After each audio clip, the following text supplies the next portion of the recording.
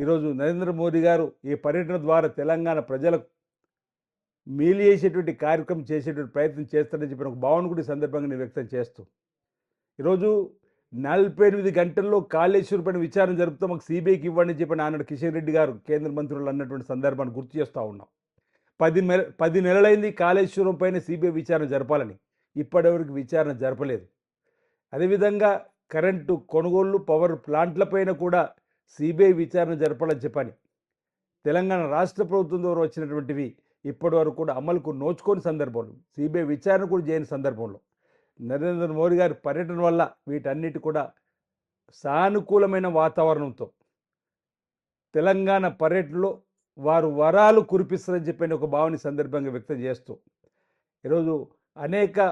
తెలంగాణకు సంబంధించినటువంటి పెండింగ్ పనుల పరిష్కారం ధ్యేయంగా నరేంద్ర మోదీ గారి పర్యటన ఉందని చెప్పిన భావన వ్యక్తం చేస్తూ ఒకవేళ ఈ అంశాలన్నిటి కూడా సృష్టించకుండా ఈ అంశాలను ఒకవేళ తెలంగాణకు నరేంద్ర మోదీ గారి ద్వారా ఇవ్వలేని సందర్భం అయితే అది తెలంగాణ సంబంధించిన భారతీయ జనతా పార్టీ శాసనసభ్యుల పార్లమెంట్ సభ్యుల కేంద్ర మంత్రి యొక్క వైఫల్యం కనిపించే అవకాశం ఉంటుందని భావన కూడా ఈ సందర్భంగా నేను వ్యక్తం చేస్తూ ఉన్నాం, ఆశిస్తూ ఉన్నాం. ఈరోజు ఈ పర్యటన వల్ల తెలంగాణలో గౌరవ ముఖ్యమంత్రి రేవంత్ రెడ్డి ద్వారా అనేక పనులు ఏవైతే దరఖాస్తులు పెండింగ్ ఉన్నాయో వాటన్నిటి కూడా